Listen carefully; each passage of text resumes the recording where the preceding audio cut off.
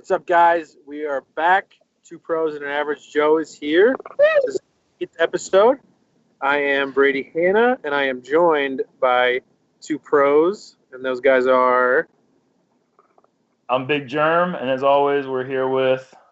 Paul Ulibarri. This week, your average pro. Oh, he's back to pro status, everyone. Woo! Average pro, not your pro. Oh, average two. All right, one average Joe, a pro, and an average pro. Actually, as of today, I am no longer average pro. My rating's back up to 1021. Back to super pro. He can sign up for events early. Let's go. New ratings update today. Brady, did you go up any? Mine actually didn't change. I'm not sure why.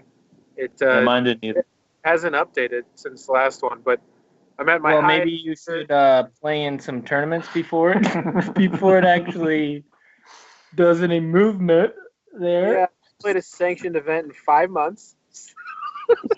This is a special episode. We haven't done an episode because we've been super uber busy in the last 4 weeks. I think it's been a while. Yeah. And this is also the first ever episode where two members of the team here are using the same phone. Paul and I are here together in Dallas, Texas, or right outside in Rockwall, and getting ready for the Nick Hyde Memorial. Yep, this weekend. Big tournament down here. Third stop on the Pro Tour. So Jerm. Speaking of the Pro Tour, you won the second stop. You want to talk about that a little bit, Jerm? Yeah, sure. It was it was unexpected. Well, actually, you know what? I had a lot of people tell me that Beast was sweet. And so I had some high expectations coming in because I had so many people say, dude, you're going to love that course. There was even an article written somewhere on Facebook that I saw when I was scrolling around one day that had picked me to win the tournament, which usually means I'm going to get like 14th place. But so this is the first time that anyone's ever actually written something saying that they thought I'd win and actually came to be true. But no, everyone was right. I absolutely loved the courses. I played in fun groups. The weather actually held up for the first time all season. It's literally the first tournament I've played at all year where there were good tee pads. And that goes back to Memorial, where they have like the slickest tee pads in the world. My only complaint about the Memorial, I'd say, is the tee pads. But anyways, Vegas, the tee pads, there's some issues there. And then all the other places, there's been bad tee pads. And Waco had great tee pads. It was really refreshing. You didn't have to think about it. But the course itself was sweet. Half of it was pretty open. Half of it was really tightly wooded, required you to throw a good shot down the fairway. And if you didn't, you weren't loving life. And had a really good week and played well and didn't shoot a 900 rated round for the first time all year in the tournament. So I've been going back and forth between like 1040 and 980. So it's been annoying. So getting rid of that streak was pretty sweet. And for those of you who didn't see any coverage to see how that event finished, Germ actually went to a one-hole playoff, or how many holes was it, Germ? There's a one-hole playoff. James Conrad was 3 back of the lead going into the last round, but he was tied with Greg Barsby shot a better second round, so James was on second card, and he was in a great spot because we really couldn't see what he was doing unless we were checking our scores every hole, which I don't really like to do that. So he was shooting a heater. I think he was like 14 down through the first 15 holes. Mm-hmm. I mean, that's pretty good. If you're on second card and you're only 3 back of the lead. And I played pretty well myself, but must have missed 5 inside of the circle, I think it was, and 2 of them were really embarrassing. The others were just kind of, you want to make them. But James did exactly what he had to do. He put himself in position, and he put the pressure on me from second card, which, I felt like after 14 holes, I felt like the tournament was in his destiny. It was in his hands. He controlled and dictated who was going to win. And he opened the door on the second to last hole. He threw it out of bounds, his only mistake of the round. And he took a bogey, and I took a birdie on the hole, and that put us back to being tied. And then this is the one-hole playoff. He decided to go for a risk-reward par 4 that's reachable. And he threw a really good-looking shot, actually. He just I think in my opinion, he got a little bit unlucky. the way the disc skipped and rolled. I mean, it was a pretty risky shot to go for, and he threw a max speed disc, which is going to get a lot of skip on the ground, and just rolled out of bounds. And I played it safe, and he had to hit like a 55, 60-foot putt and chained out, and I had to tap in for 3. So wasn't that exciting of a playoff. It was just one hole, but it was really awesome to have battle with James. A, because he's such a good friend of mine, and B, he's a really cool dude, and C, he's just he's one of those guys everyone wants to root for. He's kind of a rookie on tour too, which is kind of crazy. He's been around for a long time. I actually played with him in the 2005 Am Worlds in the junior division. Yeah, he's been around for a long time. He's been playing with his dad back home, and he's kind of flying under the radar. He kind of has a flashy style of play, but like I guess since he is kind of new to the scene, not everyone knows who he is, and I think that he definitely changed that. And especially after this last weekend, he followed up tying for the lead in Waco with the second place finish in Temple. So back-to-back impressive performance in Texas for James. Jerm, I got to ask you, now that you've won your yearly bigger event, what are you going to do for the rest of the year since you filled your quota? Oh. Well, gosh, that's a good question. I figured you'd probably bring up something like that. The answer is I'll probably just not do that great for the rest of the season. So look forward to that. I honestly, it's crazy. I don't know how it works that way, but I really want to change that up this year. I'm feeling a little momentum. My bag's coming around, my putt's coming around. There's still issues that I'm working out, but I think when everything gets figured out and comes together, I'd like to increase that big win per year from 1 to 2. So that would be good. Now, we'll see. What events do you guys have planned for the next coming weekends? I don't know if I've seen a schedule out of either of you, but where are you guys going to be? Are you going to be at the same place, or what are you doing for the next month? What are you doing? Staying here in Texas. We've been in Texas for about 6 months, and we're going to be here for another 2 years, and then we'll leave, and then we'll probably go somewhere else. But for the time being, Texas has us trapped, and so every bush you go into hurts. Yeah, they're like, hey, we're going to run 14 A-tiers in a row within 2 hours of each other, so you can't leave. Well, we got Nick Hyde this weekend. Texas State's is next weekend. You're playing that one, right? Mm-hmm. That's down there in Baytown, which is pretty close to Houston. Then we actually get to cross state lines for the first time in Texas. We go back to Texas. Really? No, we're going to Arkansas for the 4th Pro Tour stop. Jonesboro, Arkansas, which is a place I did not know even existed. So we'll see how cool that is. I'm sure it'll be sweet. I mean, I really trust the Pro Tour brand that Steve Dodge puts on things. I know he does a rigorous background check on the courses. He inspects each one, makes sure that it's up to his standards of what a good course should be. Now, don't get out of hand with that. Did you play Silver Creek last year at the Silver Cup? I actually was in Europe last year, so I did not play Silver Cup, but never been there before, right? No, never. Actually, maybe. I'm not sure. I've been to a tournament in Arkansas a while back, and I think it's possibly the same place. I don't even think I've ever played a tournament in Arkansas, so that's going to be a first for me in general. The only thing I've ever done in Arkansas is I stopped at a Kmart one time. So that'll be a new experience. Oh, nice. But then after that, kind of an off week, right? And then we go to GBO. Yeah, there's another tournament. Actually, I believe you're right. There is another tournament in Texas.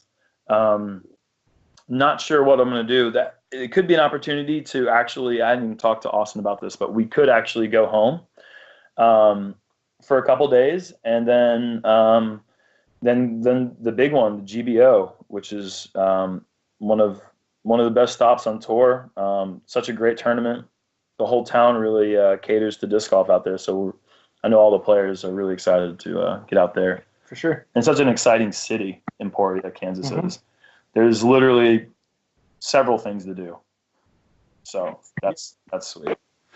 No, but it's cool. Like, there's billboards that say disc golf on it. You see Eric McCabe's face. You see dynamic discs everywhere.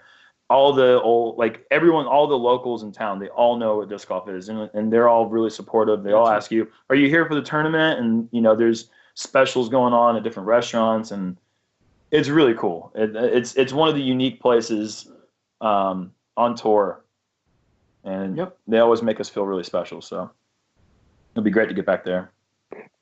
And then I think Austin and I are going to be going to Prague. We're going to check out the Kona Pista event. I haven't bit the bullet yet and bought the ticket yet. I've been back and forth between debating whether I was going to go or not, but I've heard so many amazing things about that course, and I guess one of the things I still love about disc golf is playing new fun courses, and I always love going to new places. Yeah, I'm still on the fence about that one too. I want to go because it's such an amazing place, and people just say so many great things about it, but I also know that it'd be an expensive trip, and it's just 1 week.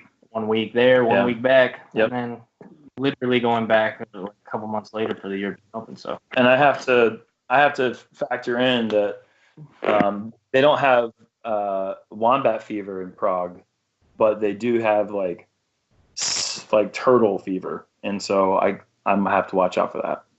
So I don't know if I want to do that again and risk being sick for like 2 months again. So we'll see. You have any C tiers coming up, Brady? I played a unsanctioned event here over the weekend, and I actually played fairly well. I got second place by a stroke to Adam Olson, Iowa superhero Adam Olson. We were just talking about Adam Olson earlier today, actually. Yeah,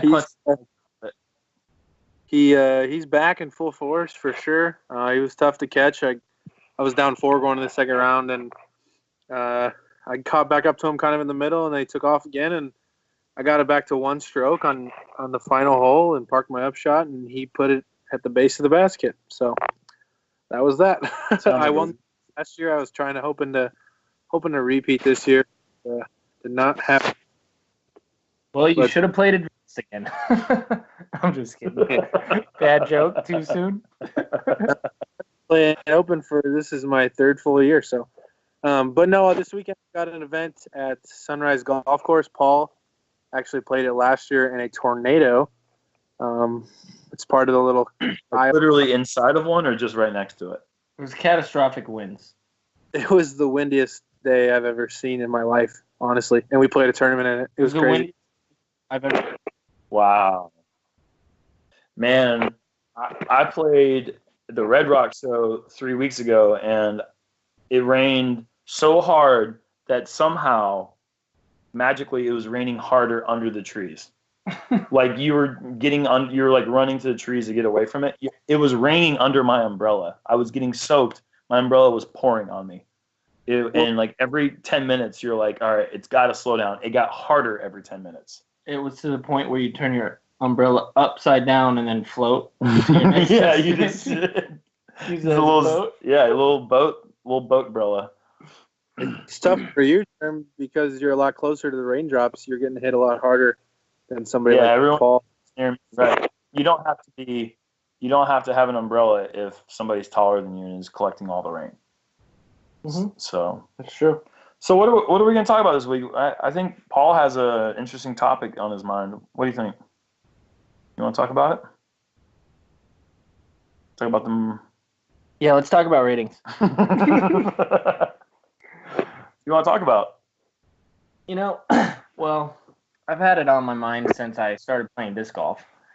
I've formed some pretty strong opinions about them over the last few years. Ratings. And I thought that we should discuss it, especially because so many people listen to this podcast. So many people want to hear.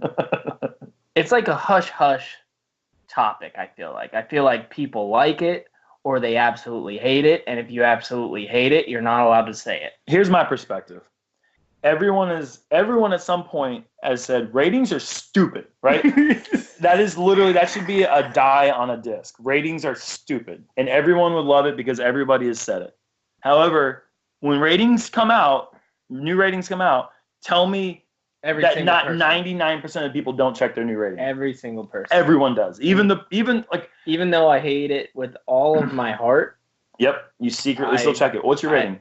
It's 1021. 1021, everybody. New pro, newly I'm back. He's been rebaptized as a pro. Paul Ulibarri knows what his rating is because we check it, and it's silly. It's so silly. It's the silliest. And why do you think that? Well, I'll give an example. I'll use professional golf as an example. Okay? If you follow professional golf, you know that right now Dustin Johnson is the best player in the world. He's won 3 tournaments in a row. He's the number 1 ranked golfer on the planet. He won his first major last year. He's without a doubt the number 1 player in the world, right? It's intuitive. Yes. Now, when you're listening to these guys talk about how great Dustin Johnson is, they don't say, yeah, but what's his rating? What's his handicap? What is Dustin Johnson's handicap rating? They don't say that because matter. It literally doesn't matter because he just got done winning 3 tournaments in a row. He's the number 1 ranked player in the world. You're probably going to take a wild guess and think whatever his handicap is, it's probably pretty low or pretty high, however they do it in golf. So clearly, for amateurs, handicap's pretty important, right? Absolutely. In golf and in disc golf, amateurs and professionals, they stand differently with ratings and with handicaps. Handicaps are definitely very, very, very important, but handicaps are way different too, because handicaps in golf like allow other players to play stroke for stroke with everybody. Like ratings don't even have that purpose. Like there's no club championships that use ratings as your base. Like if you beat your rating, right. blah blah blah. Right. I haven't seen it.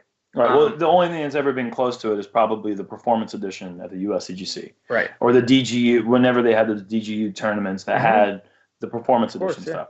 And then you're competing against yourself. However, that's still, I would say, largely based on amateurs. Yes. That's not appealing to a pro. I don't want to compete against my 1023 rating, which I know because I checked my ratings today, and I didn't go up. So basically, I think the idea is, what's the point of ratings as a pro?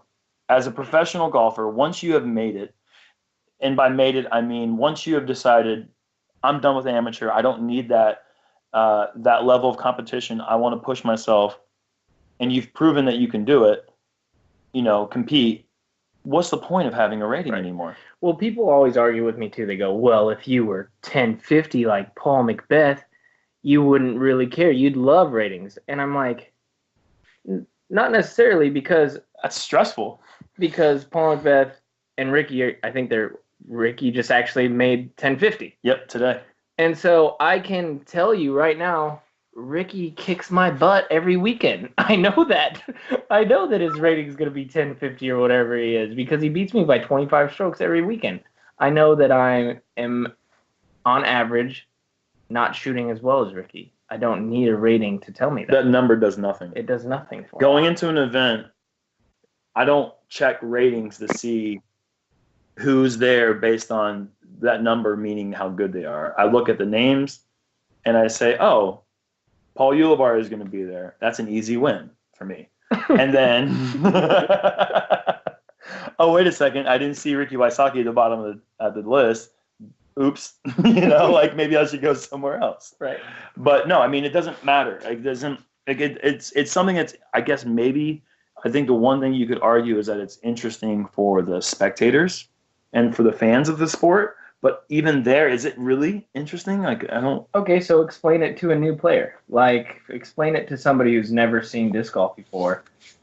Can they understand? Can they take a grasp of what a rating is? Or is it like if somebody were to come up to me and they'd be like, oh, he's 1050 rated?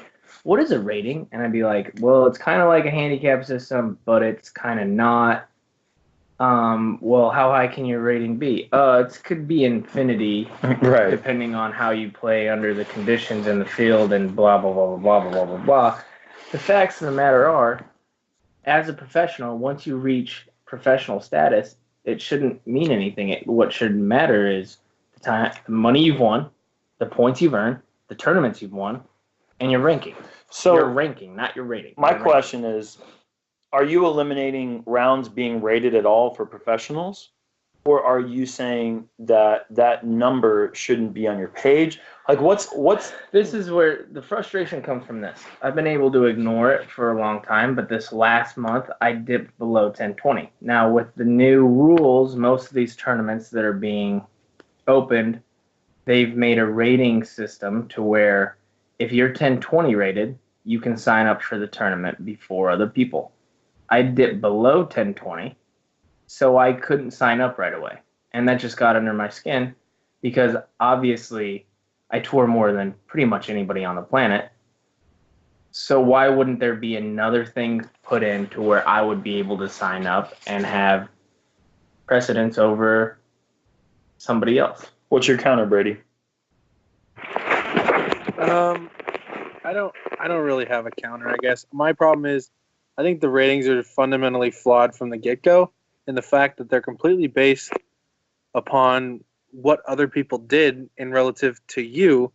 You know, if everyone in the field shoots well, the rating is low. That doesn't make any sense to me. And you also need more people to get accurate ratings. So if I have 10 people at a tournament, my rating is not going to be as accurate as if I have 100. That's what's so stupid about these ratings is if all 10 of those people shot 39s, like Macbeth did that one time, he doesn't have the greatest round ever, highest rated. It's so stupid. It doesn't really reflect exactly how you shot. And I understand the concept because it is really good for amateur players, separating them into correct divisions. And if you do play a lot of tournaments, you will get probably a relatively accurate number. But the whole system is flawed, like Paul said, but I don't really have an alternative. And you can't do away with ratings for top pros because if Paul comes to one of my C tiers or B tiers, what is his rating going to be, for the other people? Like, what's it going to do? So, I mean, I just don't think that's the alternative to do away with it. I just think that they need to, I don't know, just get rid of ratings altogether, come up with a whole new system, or get rid of the 10-20 rule and just make it 1,000 rated or higher rule. Because 10-20, there's not players 10-20 or higher. I'll give another two examples that I use that are pretty good, okay? There was one time I played really good in a round, okay? I got done with the round and I had shot the course record. I knew what the old course record was and it was held for a lot of years. I got done, I shot the course record. I was obviously leading the tournament. It was a happy day in my life. And the first person that I see, of course, it happens all the time. How did you shoot? I said, I played really good. I shot blah, blah, blah. 45 is what it was. Where was this? It was in Arizona. Okay. And the guy goes, oh, nice. What was it rated? And my exact response to him was, I don't know. It was rated the highest, the best score anybody's ever shot on the course. That's what it was rated. Like, people are so obsessed with their ratings that the number that you post isn't even relative anymore. Right. Like, it downgrades from the actual number that you post. Like for instance, Corey Sharp. There's a tournament that I play almost every year. It's a Solitude event up in Utah. Mm-hmm. I was playing with him, Josh Anton, Steve Rico, and another, I think Barry Schultz possibly. And Corey Sharp birdied pretty much every hole on this really treacherous mountain course. And he blew the old course record away by like 7 shots that like Felberg held, like a notable name. And he blew this thing away. He won the tournament. It was a crazy day. Like, the round won't ever be broke. Like, nobody's ever going to shoot that. We all know. Mm-hmm. And it was like rated like 1060. Right. And it totally takes away from what he did on the mountain. Right. because nobody else knows. They only see, the outer world only sees, hey, look, he shot a 10-60. This that is only was 10. pretty. Yeah, that's right. pretty good. Right. To where if they take away that and they look at the number, they'd be like, oh, he had the hot round by 10 strokes. That's very rare. Right. That doesn't happen very often. Right. Yeah, it is kind of interesting how, like... And I've done it. I've done it before. I've played rounds where I played really good. I saw the rating and I was bummed. I'm like, yeah, wow, that's a bummer. I thought I shot better than 10.05. Right. Well, all that matters is your number relative to the course's the other players' numbers. I mean, like, yes. And that's the only thing that really matters is what you shot relative to what you shot on the course and how that relates to the other players. And when you see that somebody shot the hot round and it was only 10.39 because the ratings were weird that day for whatever reason, it doesn't seem impressive. But guess what? It's always impressive, especially on tour. If you shoot the best round that was shot that day, that's the only thing that matters. Or what about this? Here's another example. I go to a tournament in West Virginia. I don't know who plays in West Virginia, but say I go there. Okay? Let's say you go there. Okay, Jerm goes there. He goes to play a B tier. It's a pretty big B tier. But you're the only notable name that people really know. Okay? You play and you get beat. Okay? Yeah. And you get beat by somebody that people don't really know. And they look, and this guy, you were there. This guy plays out of his mind. You play well, he plays well, and he beats you. He beats you, and you played pretty good. Right. And then the ratings say that you averaged 10.03 for the tournament, and he averaged 10.04. People look at that, and they say, oh, yeah, Jerm didn't have a good performance. That's why he lost. It takes away from what this guy did. Do you get what I'm saying? Absolutely. It 100% takes away from this guy who had the best weekend of his life, beat Jeremy Koling, won his home course tournament, best day ever, but he only averaged 10.04, so people look at that and they're like, oh yeah, Jerem just didn't play very good. It takes away from the whole story. Right. Like there's a story there that I feel like these people, the disc golf world is getting brainwashed by this rating system. I won a tournament one time by 12 shots and I averaged 990. I won by 12. I remember that. I won by 12 shots and I averaged 990. It hurt my rating to win the tournament by 12 strokes, and that's when I completely lost hope for the rating system because I'm like, and then I talked to Chuck Kennedy about it, and he goes, "Well, you were supposed to win by 30 shots or something." I'm like, Chuck, dude, have you ever played a tournament? It's hard to be a recreational player by 30 shots. And I'm not gonna lie, I've avoided playing tournaments that are deuce or die solely for the reason that I don't want to play because it puts pressure on me. This is so stupid, and it's almost embarrassing to admit.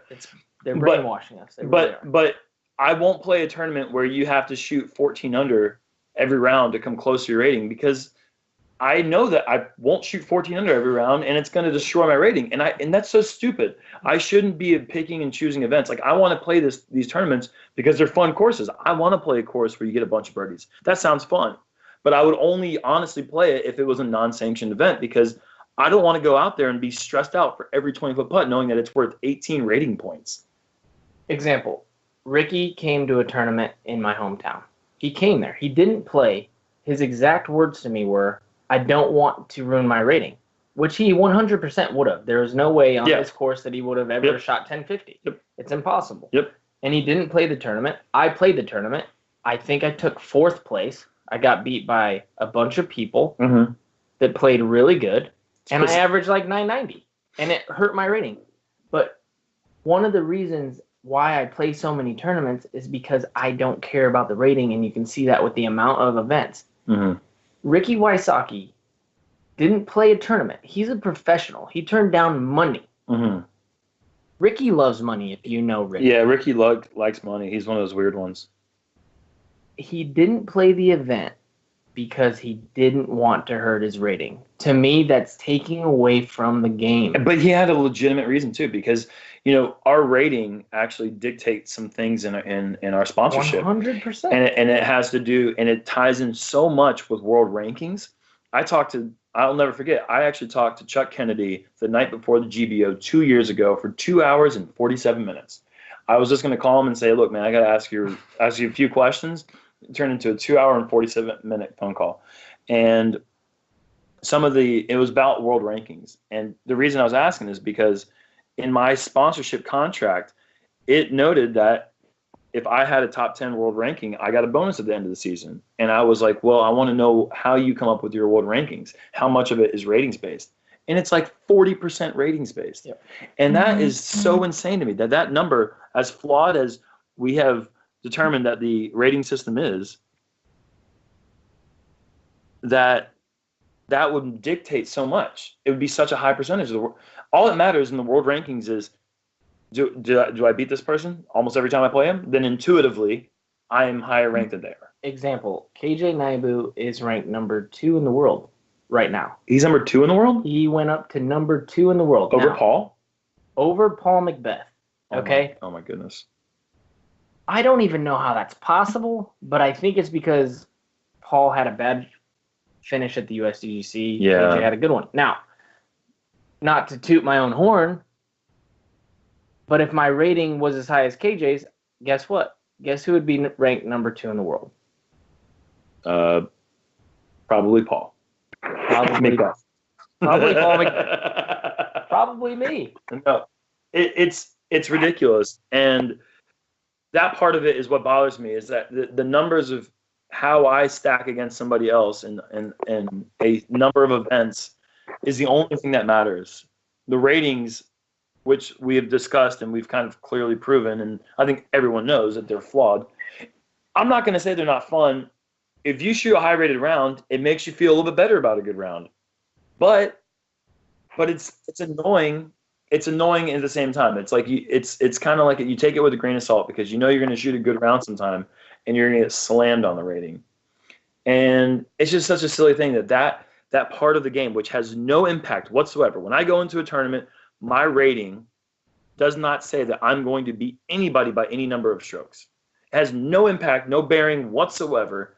That shouldn't be such a large part of our world ranking. That's my biggest issue with ratings, is that it's such a it's so highly incorporated into our systems that I've watched people completely throw their rounds away because they didn't want it to go on their rating. That's just a whole nother topic. Like, there are so many problems to me with this thing in the professional division that I could go on for hours and hours and hours. We really could. There's no reason that number 1 and number 2 in the world should not be it's Paul McBeth. That was the first thing. And Ricky Wysocki. That's the first thing that Chuck said to me. He said, the point of the world rankings system is that it should be intuitive. And at that time, I was arguing for Ricky Wysocki because he had a 40th something finish at the USDGC. He had won a major, maybe 2 of them. I can't remember what year. I think that was right after the 2014 season. Okay. And he had finished, like he had won, like maybe, I don't know if he won the National Tour Series or if he came in second, but he won National Tour events. He won a ton of A tiers. His rating was the second highest rating in the world. But he had one bad finish in a major, and he was 7th. He was ranked 7th in the world. Yeah, because of Paul McBeth's finish at the USDGC, he can't be number 1 in the world until the USDGC. He has to wait an entire year. Yeah. That's not the way that other rankings work. No. It's just not. This has become now a ratings and rankings discussion, but they're hand in hand. And you know, again, my world ranking doesn't dictate anything about how I'm going to play an event or anything like that. However, when my actual financial situation is affected by it with my sponsors, where I'm given a bonus for a top 10 world ranking, or if I'm number 1 ranked, if that ever happens, you know, that kind of stuff, then the system should be right. And if it's not right, then I'm going to have an issue with it. And it's not just for my own personal sake, it's for the principle of it. Like, if we're going to have a system, it should be right. Like 100% this could happen. The next major, everybody could finish in 20th place, and Austin Turner could win the event and be the number 1 ranked player in the world. after one event. It's literally possible for that to happen. Yeah. That shouldn't happen. He's just an example, obviously. I'm not sure if that's necessarily true. I'm sure if Chuck listens to this, he'll be like, "That's wrong." But it's possible. It would Let's say put him they up there. all get 100th place. Yeah, I mean, he would jump way up there. And anyways, it's an interesting debate, and this is one that it's probably not going anywhere. I don't see ratings going anywhere. No, it's a huge cash cow for the PDGA. Honestly, I mean, it's a huge incentive for an amateur to join the PDGA. If you don't join the PDGA, you won't get a permanent rating, and it's people literally join the PDGA just for that. So I mean, nothing's happening with them. Right. I can tell you right now. And to recap, this is all that I want. I don't like the ratings. It has nothing to do with the PDGA. The PDGA puts a roof over my head. They are 100% doing amazing things, and I want to repeat that this is no way a diss on the PDGA. Right. I second that. What I'm saying is, as a professional, I shouldn't have an imaginary number over my head that I have no control over. So what do you think the cutoff is, like 990? Sure. If you're an amateur, let's just say hypothetically you're an amateur who's coming up through the AM ranks. The highest rating you can possibly get is 1,000. After you're 1,000, you don't have a rating. Okay, so 1,000 that's the cutoff there? Yeah. So that's the peak is, hey, I want to get to 1,000 rating, and then I'm considered to be a touring pro. So are you still getting ratings at that point? And if you fall out of that 1,000 rating, of course, then you go back into having a rating. Yes, kind of so almost like a Q school, I guess. Is it just hidden? If you have if you're over 1,000, it's just 1,000. Okay, 1,000 rated. Mm-hmm. That's everyone. Everybody wants to get to 1,000. Like that's the goal. Right. Is to get to 1,000. Right. So Paul Ulibarri and Ricky Wysocki are 1,000 rated. Yes. That's all that matters. And then you have your world ranking after that. Okay. And then after that, then they go, oh, wonder what Ricky Wysocki's ranking is. Oh, he's number 1 in the world. That means that he's the best player in the world. Oh, that's crazy how that works. That goes hand in hand. Not, oh, he's 1059 rated and he's number 1 in the world. How could that possibly? Oh, yeah. Right. Well, Brady, what say you? If there was no PDGA rating, I would not sanction another event. The PDGA is a waste of money I would not sanction another event. There's for local events. There's no point. Seriously, what is the point? And benefit. Keeps your money earned. It gives you points so that you qualify for the World Championships. There's a lot of things that it'll give you. Local events. These guys don't care about that stuff. They're amateur players. I would sanction it only for pros. I would never pay. And they give you insurance, right? What'd you say? And what about the insurance that they provide? You don't get that with your business insurance. I mean, these are things that, again, I agree with you in a way, though, Brady, that I think a lot of things people wouldn't care if there was no ratings. But again, it's not that there's no ratings for players. It's just that there's no ratings for pros. You don't hold a rating. Right. You just don't hold a rating. It doesn't have a specific number once you get past a certain point. He shot over 1,000 rated round. That's all you need to know. It'll just say 1,000. The highest rated round you could possibly have, it's just 1,000. Fine. I'm just saying if there was no rating system at all, I don't think as a tournament director I would sanction another event for amateur players. I wouldn't do it. But that's what I'm saying. Don't get rid of it. Just have a peek at it. 1,000 rating, and then if you're averaging a higher than 1,000 rated, you're still 1,000 rated and you're an elite professional. What my problem is why you shoot a somewhat bad rated or a somewhat poor round for your, I don't know, my standards would be anywhere between 1,000 to 1020. Like I'm not happy with those rounds, but it'd be funny if you shoot one of those rounds somewhere in there and you go back and you check and you're like, please be 1,000. I don't want to see a 999. That would totally be cool though, because that would totally be something that you could be almost disappointed with, because you know that you're going to carry that 1,000 rating though, as an elite professional, right? You know, and you wouldn't ever have to worry about playing a tournament anywhere in the country and be like, I might average 980. It wouldn't matter. Well, here's the thing though. If the highest rated round you could get was 1,000, then if you shot any 900 rated round, you'll never be 1,000 rated. Here's one of the things. So I don't think that's the right system. If I ever, okay, this is a legitimate thing. If I ever want to be number one ranked in the world, which I believe I could 100% obtain in my lifetime, I wouldn't be able to play those small tournaments. I wouldn't ever be able to take my body and take it to one of those places, play with these people who want to see me at their small events and play it, because it would literally bring my rating down, and then I would never have a chance. I would never have a chance to obtain that goal, which you have to agree, Jerm. That's one of the things that you want as an elite professional. You want to be at one time ranked the number one player in the world. Am I right? Yeah, I mean, I guess. And in order to do that, you have to do what Ricky's doing right now. You have to not play those small events because you know it'll bring your rating down. That's the only reason that he's doing it. Otherwise, he's just throwing away money. I think that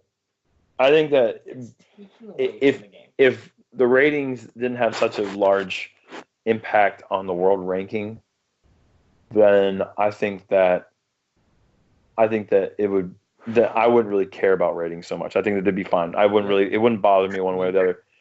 They don't really bother me as much as I think they bother Paul, but it's still like, I still realize how flawed and how funny the system is, because it just doesn't make sense to me. I just don't like, this is 100% straight from the heart. I don't like that Ricky, I keep using his man as an example, and this is me saying, which he might not feel the same. So remember that.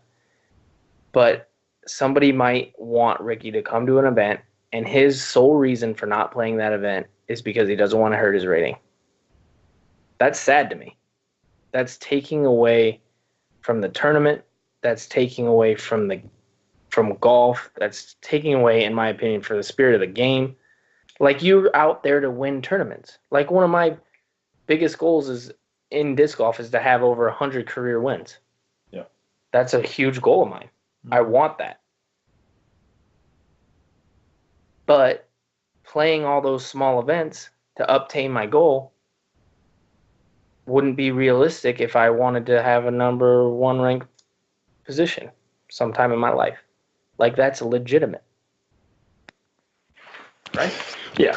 Well, anyways, I think we hammered the point in. I mean, it's up for debate as always, and I don't know. I mean, I think it'd be nice to have maybe a guest next week. Maybe we could talk to Chuck. I don't know. Maybe that'd frustrate us, but Chuck would be an interesting person to talk to about it. You know, maybe we should reach out to him. What do you think about that, though? Do you think that it's taking away from the game?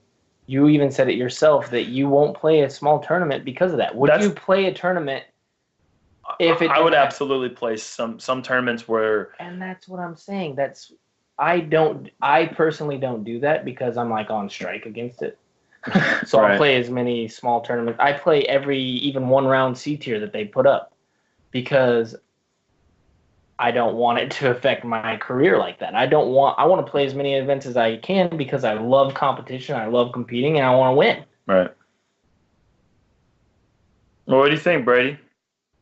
Can you reach out to the man, the myth, the legend? How do you feel about that professionals are literally being taken away from tournaments that you are actually running because of the rating system? I think you're absolutely right in the fact that if you look at our top guys, our top ranked guys, it's because they have such high ratings. Like KJ and Paul and Ricky are not play. I mean, it's almost unique to see them playing an A tier, a normal A tier. You know, it's almost unique. It's coming to that point where they're only playing these big, huge events, and that's a real shame because, like you said, Ricky probably would play every single weekend if he felt it would not hurt his rating And that's the silly thing about ratings is you have to have high-rated players to get quality ratings. You have to have a ton of high-rated players to get the right ratings. And that's, like I said before, one of the fundamental problems with the rating system. And then you just compound it by having it be so important for this world ranking. Like, I'm sure that Ricky might have something in his contract, like number of weeks at number one rated. That might be something in his contract. And if I'm a player, I'm not tying anything money-wise to something that is so finicky and so fickle as this stupid rating system.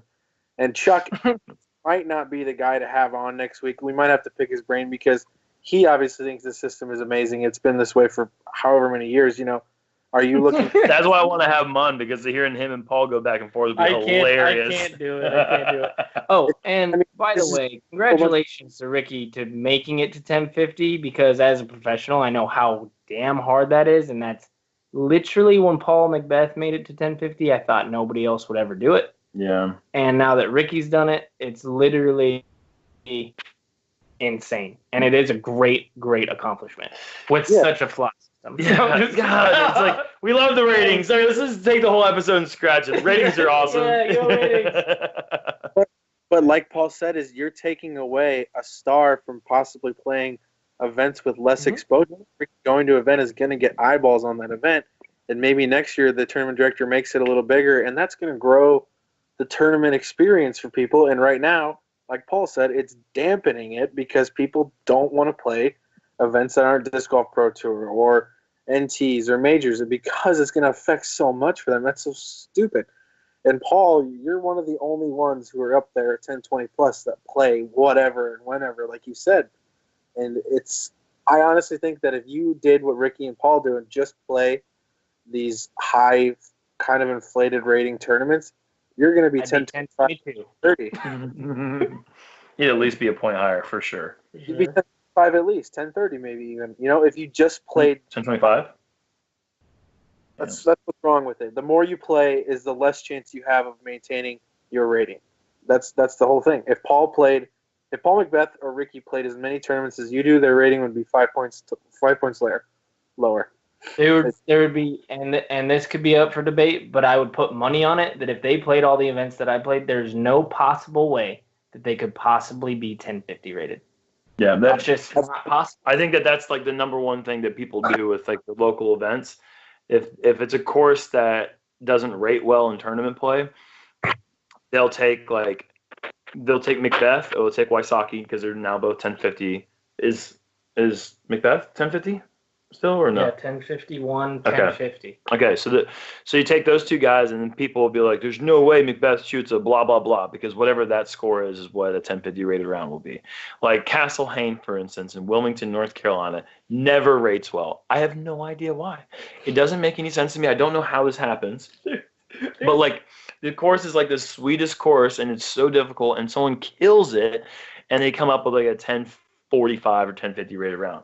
It's like course record is 1050, and it's like there's no way somebody's going to average, Ricky or Paul would ever average that, so it's like it's just so silly. What's so funny is the tournament that Ricky didn't play, I shot a 43 and it was 1018 rated or something, which means if somebody shot perfect, birdied 2'd every single hole, which literally is not really possible on this course. It's really fluky, and it's just not going to happen.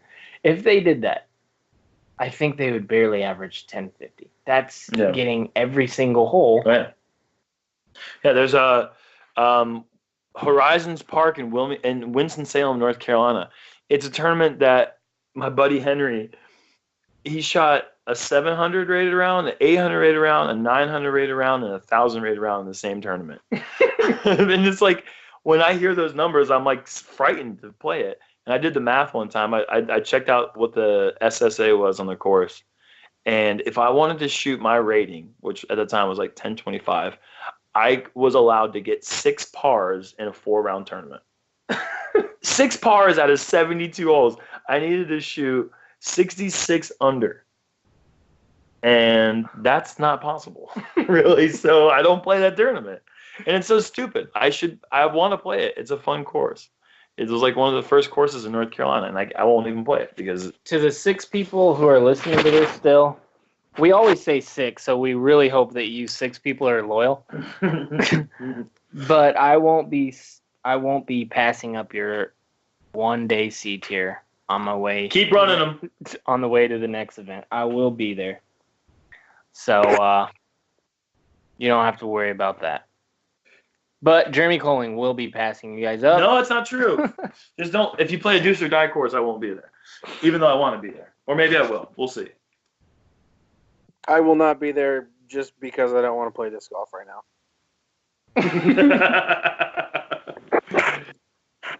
Oh my gosh. Dave Fehlberg. I just looked at this. Dave Fehlberg is the number 3 rated person on the planet. That's crazy. 1038. I mean, not surprising. The guy's amazing, but that's just Sexton's still holding the high rating. KJ's up there. Manabu Kashiyama, number 5. That was, you just butchered his name so bad. Really? Yeah, Manabu Kajiyama. Yeah, Manabu Kashiyama. Oh, God, dude, that's terrible. Well, I've known him a long time, and that's what I've said every time, and he just smiles and says yes.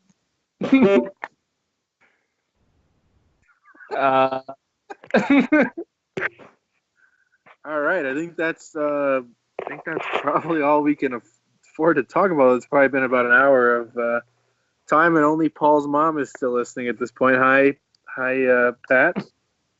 She agrees. Ratings are silly. Good luck this weekend, guys. I will be running a tournament, and I might think about playing on Sunday. I don't know, but good luck to you both. Actually, I was looking at the tournament, and I need to save my rating now that I've gotten to 1021. Yeah, so that I can sign up for the next tournament. So I'm going to skip it this weekend. Oh my God. I need to make sure I can get into the World Championships this year, so I definitely have to skip this tournament. Hold on to that. I'm just kidding. Anyways, all right, thanks for listening, guys. Thank you, guys. And as always, we appreciate the love and listening to the podcast. Sorry that it took so long to get this one out. We'll definitely be trying to get up with you guys once a week, anytime we can. It's difficult on the road, but we love making podcasts, and we really appreciate you guys listening in. Absolutely. Thank you, Brady.